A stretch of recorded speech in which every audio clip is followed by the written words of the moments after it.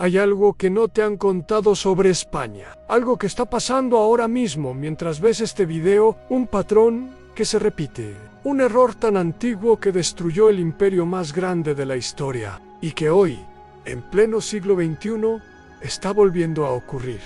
No es una teoría, no es alarmismo. Y la historia no miente. Siempre se repite cuando nadie la estudia. Hace 500 años, España controlaba medio mundo, oro, plata, territorios inmensos. Era invencible, pero colapsó, no por enemigos externos, no por guerras perdidas, colapsó desde dentro, por avaricia, por mala gestión, por creer que la riqueza fácil duraría para siempre. Hoy, España vuelve a caminar por ese mismo precipicio, y muy pocos se están dando cuenta. Si quieres entender qué está pasando realmente en tu país, qué viene después y por qué nadie en el poder parece detenerlo, quédate hasta el final, porque lo que estás a punto de descubrir cambiará la forma en que ves el presente. El Imperio Español no cayó por accidente, cayó porque cometió errores financieros, políticos y económicos que lo desangraron lentamente. Errores que parecían invisibles al principio, pero que se volvieron mortales con el tiempo. Y esos mismos errores, casi idénticos, están ocurriendo hoy en España. No porque alguien lo haya planeado, sino porque los sistemas humanos, cuando no aprenden del pasado, repiten sus propias trampas. La pregunta no es si España puede evitarlo. La pregunta es si lo hará a tiempo, porque la ventana se está cerrando. Y cada día que pasa sin cambios estructurales es un día más cerca del abismo. Vamos a ver exactamente cómo sucedió antes y cómo está sucediendo ahora. España, en el siglo XVI, era el centro del mundo. Cuando Cristóbal Colón llegó a América en 1492, abrió una puerta que cambiaría todo, pero no de la forma que esperaban. Al principio, parecía perfecto. Barcos cargados de oro y plata llegaban desde el Nuevo Mundo en toneladas y toneladas de metales preciosos, inundaban Sevilla. España se volvió rica de la noche a la mañana. Los reyes vivían en palacios dorados. Los nobles nadaban en lujo. Todo el mundo pensaba que esa riqueza era infinita, que nunca se acabaría, que España sería eterna. Pero había un problema gigante que nadie vio venir. España no estaba produciendo nada, no fabricaba, no innovaba, no construía industrias, solo recibía oro. Y con ese oro compraba todo lo demás a otros países. Compraba telas de Flandes, armas de Italia, granos de Francia, madera de Alemania. En España se convirtió en un país dependiente, un adicto a la riqueza fácil, un intermediario entre América y Europa. Y cuando eres adicto, no piensas en el futuro, solo quieres más dosis. Solo quieres seguir recibiendo sin esfuerzo. Entonces, vinieron las guerras. Carlos V, el emperador del Sacro Imperio Romano Germánico y rey de España, decidió que su misión era defender el catolicismo en toda Europa. Guerras contra Francia, contra los protestantes alemanes, contra los turcos otomanos que amenazaban desde el este, contra Inglaterra. Cuando se separó de Roma en España, peleaba en todos los frentes al mismo tiempo. Mantenía ejércitos enormes en Flandes, en Italia, en el norte de África, en el Mediterráneo. ¿Y cómo financiaba esas guerras interminables? Con el oro de América. Pero el oro no era suficiente. Nunca lo es. Porque las guerras son caras, muy caras. Los soldados necesitan pagos. Las armadas necesitan barcos. Los generales necesitan soborno. Así que España pidió prestado a banqueros genoveses que controlaban las finanzas europeas, a familias alemanas como los Fugger, que se hicieron inmensamente ricos prestándole dinero a los reyes españoles. España se endeudó hasta el cuello, hasta el punto de no retorno. Y aquí empieza el verdadero colapso, porque todo ese oro que entraba por Sevilla salía inmediatamente por otro puerto para pagar deudas, para comprar suministros, para financiar ejércitos que morían en campos de batalla lejanos que no beneficiaban en nada al pueblo español. Mientras tanto, en España, algo terrible estaba pasando en la inflación. Con tanto oro circulando en la economía, los precios se dispararon. El pan que costaba una moneda, ahora costaba 2, luego 3, luego 5. La gente común no podía comer. Las familias se empobrecían, incluso mientras el país parecía rico, porque el oro no genera riqueza real, solo genera ilusión, solo genera burbujas. Y mientras los precios subían sin control, la economía española se vaciaba por dentro. Los artesanos quebraban porque no podían competir con productos extranjeros más baratos y mejor hechos. Los campesinos abandonaban sus tierras porque no ganaban suficiente para sobrevivir. ¿Para qué trabajar si todo está carísimo y tu esfuerzo no vale nada? En 1557, apenas 65 años después de descubrir América, el rey Felipe II declaró la primera bancarrota estatal. España, el país más rico del mundo, no podía pagar sus deudas. Los banqueros europeos entraron en pánico. El crédito se congeló. Pero Felipe no aprendió la lección. Volvió a endeudarse. Volvió a gastar más de lo que tenía. Volvió a quebrar en 1575.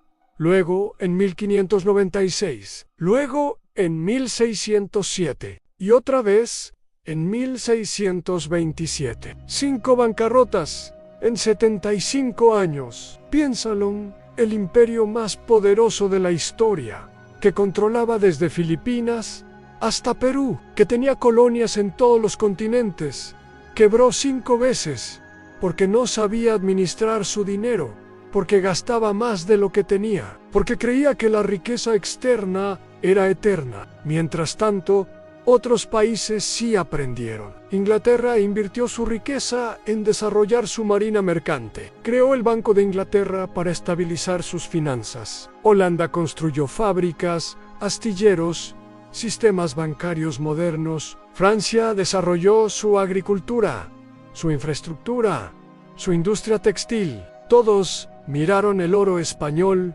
y dijeron: no queremos ser como ellos.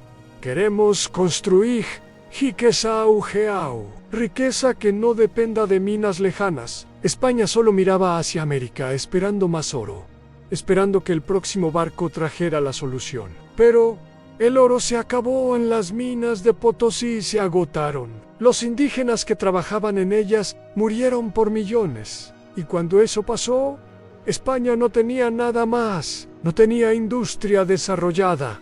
No tenía un sistema financiero sólido, no tenía educación masiva, no tenía innovación tecnológica, solo tenía deudas monumentales, palacios vacíos y recuerdos de grandeza. Y entonces, lentamente, dolorosamente, perdió todo. Perdió los Países Bajos, después de 80 años de guerra brutal.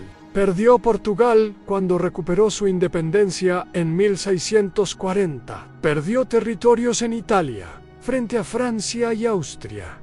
Perdió el respeto en Europa. Perdió su posición como potencia dominante. Para principios del siglo XVIII, después de la Guerra de Sucesión, España ya no era una potencia mundial. Era una nación de segunda categoría, gigante caído, una sombra, un fantasma de lo que había sido. ¿Y sabes qué fue lo peor de todo?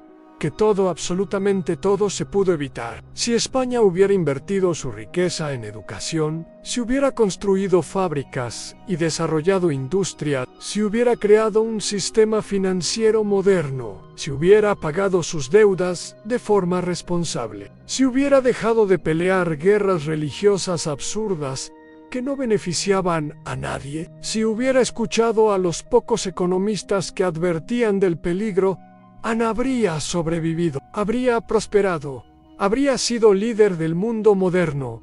Poro no lo hizo, porque los imperios no caen por falta de recursos, caen por falta de visión. Y esa es la lección que necesitas grabar en tu memoria. Ahora, Detente un momento, respira profundo y piensa en esto con claridad. Ese error antiguo, ese colapso que acabas de escuchar, ese patrón de dependencia, deuda e ilusión, está volviendo a pasar hoy, no de la misma forma exacta, no con los mismos personajes, ni los mismos barcos de oro, pero sí con la misma estructura, con la misma lógica suicida. España moderna no depende del oro de América, pero depende de algo igual de frágil, igual de externo, igual de peligroso, y está cayendo en las mismas trampas financieras y políticas que destruyeron su imperio. Déjame mostrártelo punto por punto. España, hoy, en el año 2025, tiene un problema estructural enorme, y casi nadie habla de él con honestidad. Primero, la dependencia económica de sectores vulnerables. Así como el imperio dependía del oro que venía de fuera, España moderna depende masivamente del turismo. Más del 12% de su economía viene directamente de que extranjeros visiten el país. Pero el turismo es extremadamente vulnerable. Una pandemia lo destruye. Una crisis energética lo frena. Un cambio en las preferencias globales lo debilita. España no controla su propio destino económico. Además, no fabrica casi nada a nivel competitivo mundial. No lidera en tecnología, en inteligencia artificial, en biotecnología avanzada. Es un país de servicios que depende de otros. Segundo, la deuda pública masiva. España debe más del 120% de su Producto Interno Bruto. El país debe más dinero del que produce en todo un año. ¿Te suena familiar? Es exactamente lo que le pasó a Felipe II. Gastar más de lo que tienes. Pedir prestado para cubrir el déficit. Los intereses consumen cada vez más del presupuesto y cada vez queda menos dinero para invertir en educación, en investigación, en futuro. Tercero, la fuga masiva de talento joven. Los ingenieros, los médicos, los científicos, los programadores están saliendo del país en masa. Se van a Alemania, a Reino Unido, a Estados Unidos. Buscan lo que España no les ofrece: salarios dignos, contratos estables, futuro real. Y cuando el talento se va, ¿qué queda? Un país envejecido, a menos innovación, a menos futuro. Cuarto, el envejecimiento demográfico brutal. España tiene una de las tasas de natalidad más bajas del mundo. Menos de 1,5 hijos por mujer. Eso significa menos trabajadores jóvenes pagando impuestos y más personas mayores necesitando pensiones y sanidad. Es una bomba de tiempo y nadie tiene una solución real. Quinto, el mercado laboral roto. Millones de jóvenes trabajan en empleos temporales, precarios, mal pagados. No pueden comprar casas, no pueden formar familias, no pueden ahorrar. Vivan al dialetos. Exactamente como los campesinos del siglo XVII, que trabajaban pero no podían comer porque la inflación destruía su poder adquisitivo. Sexto, la crisis inmobiliaria insostenible. Los alquileres en Madrid, Barcelona, Valencia son imposibles para salarios españoles. Un joven no puede pagar 800 euros de alquiler con 1.500 de salario. Por eso viven con sus padres hasta los 30 y tantos años. No por cultura, porque no hay alternativa. Es una generación bloqueada sin posibilidad de independencia. Mientras tanto, la vivienda se convierte en negocio especulativo para fondos internacionales. Igual que en el imperio, donde la riqueza se concentraba en pocos, mientras el pueblo se empobrecía. Séptimo, la polarización política, que paraliza todo en España, está dividida. Izquierda contra derecha. Nacionalismos contra centralismo. Nadie toma decisiones difíciles. Nadie hace reformas estructurales necesarias. Los políticos prefieren ganar elecciones a salvar el futuro del país. Esto también pasó en el imperio. Todos peleaban por poder, mientras el barco se hundía. Octavo an, la falta de competitividad en industrias del futuro. España no está entre los líderes mundiales en inteligencia artificial, en computación cuántica, en biotecnología. Otros países corren hacia el futuro. España camina mirando hacia atrás. Y en economía global, caminar es desaparecer. Noveno an, la ilusión de que todo está bien. Igual que el imperio creía que el oro duraría para siempre.